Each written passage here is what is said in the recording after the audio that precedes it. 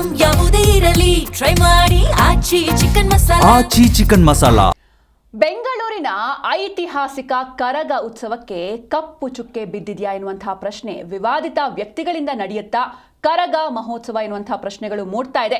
ಉತ್ಸವಕ್ಕೆ ಸಮಿತಿಯವರಿಂದ ಹಫ್ತಾ ವಸೂಲಿ ಆರೋಪ ಕೇಳಿ ಬಂದಿದೆ. ಹಲಸೂರು ಗೇಟ್ ಠಾಣೆಯಲ್ಲಿ ಎಫ್ಐಆರ್ ದಾಖಲಿಸಲು ಜಿಲ್ಲಾಡಳಿತ ಸೂಚನೆಯನ್ನ ನೀಡಿದೆ. ಇತ್ತೀಚೆಗಷ್ಟೇ ಕರಗ ಉತ್ಸವದ ವ್ಯವಸ್ಥಾಪನಾ ಸಮಿತಿ ರಚನೆಯಾಗಿತ್ತು. ಸಮಿತಿ ಅಧ್ಯಕ್ಷರಾಗಿ ಚಲಕರಿ ನಾರಾಯಣ ಸ್ವಾಮಿ ಆಯ್ಕೆಯಾಗಿದ್ರು. ನೂತನ ವ್ಯವಸ್ಥಾಪನಾ ಸಮಿತಿ ಮೇಲೆ ಹಫ್ತಾ ವಸೂಲಿ ಆರೋಪ ಕೇಳಿ ಬಂದಿದೆ.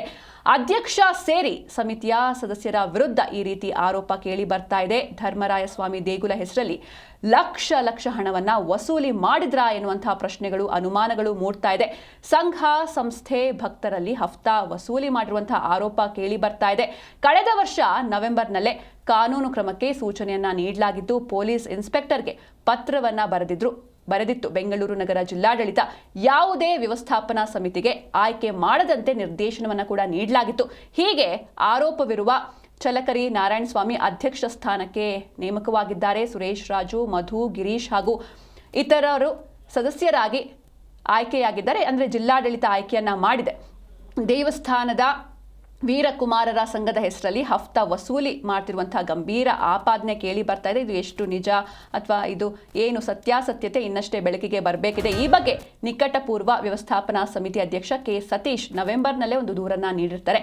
ಇದರ ಹೊರತಾಗಿಯೂ ಚಲಕರಿಗೆ ಅಧ್ಯಕ್ಷ ಸ್ಥಾನ ಸಿಕ್ಕಿದ್ದು ಹೇಗೆ ಅನ್ನೋ ಸಂಶಯ ಹರಿದಾಡ್ತಾ ಇದೆ. ಹೀಗಾಗಿ ಏನಿದು ಅಂದರೆ ನಿಜಕ್ಕೂ ಈ ಆರೋಪ ನಿಜಾನ ಅಥವಾ ಏನಿದು ಎಲ್ಲವೂ ಕೂಡ ಇನ್ನಷ್ಟೇ ತನಿಖೆಯಿಂದ ಗೊತ್ತಾಗಬೇಕಾಗಿದೆ. ಆದರೆ ಸದ್ಯಕ್ಕಂತೂ ಬೆಂಗಳೂರಿನ ಐತಿಹಾಸಿಕ ಕರಗ ಉತ್ಸವಕ್ಕೆ ಒಂದು ರೀತಿ ಕಪ್ಪು ಚುಕ್ಕೆ ಬಿದ್ದಿದೆ. ವಿವಾದಿತ ವ್ಯಕ್ತಿಗಳಿಂದ ನಡೀತಾ ಕರಗ ಮಹೋತ್ಸವ ಎನ್ನುವಂತಹ ಪ್ರಶ್ನೆ. ಉತ್ಸವಕ್ಕೆ ಸಮಿತಿಯವರೇ ಹಫ್ತಾ ವಸೂಲಿಯನ್ನ ಮಾಡಿದ್ದಾರಾ ಎನ್ನುವಂಥ ಆರೋಪ, ಅದು ಕೂಡ ಲಕ್ಷ ವಸೂಲಿಯನ್ನ ಮಾಡಿದ್ದಾರೆ ಎನ್ನುವಂಥ ಆರೋಪಗಳು ಕೇಳಿ ಬರ್ತಾ ಇದೆ. ಹಲಸೂರು ಗೇಟ್ ಠಾಣೆಯಲ್ಲಿ ಎಫ್ಐಆರ್ ದಾಖಲಿಸಲು ಜಿಲ್ಲಾಡಳಿತ ಸೂಚನೆಯನ್ನ ನೀಡಿದೆ. ಇತ್ತೀಚೆಗಷ್ಟೇ ಕರಗ ಉತ್ಸವದ ವ್ಯವಸ್ಥಾಪನಾ ಸಮಿತಿ ರಚನೆಯಾಗಿತ್ತು. ಸಮಿತಿಯ ಅಧ್ಯಕ್ಷರಾಗಿ ಚಲಕರಿ ನಾರಾಯಣ ಸ್ವಾಮಿ ಆಯ್ಕೆಯಾಗಿದ್ರು. ನೂತನ ವ್ಯವಸ್ಥಾಪನಾ ಸಮಿತಿ ಮೇಲೆ ಇದೀಗ ಹಫ್ತಾ ವಸೂಲಿ ಆರೋಪ ಕೇಳಿ ಬಂದಿದೆ. ಅಧ್ಯಕ್ಷ ಸೇರಿ ಸಮಿತಿಯ ಸದಸ್ಯರ ವಿರುದ್ಧದ ಆರೋಪ ಇದು.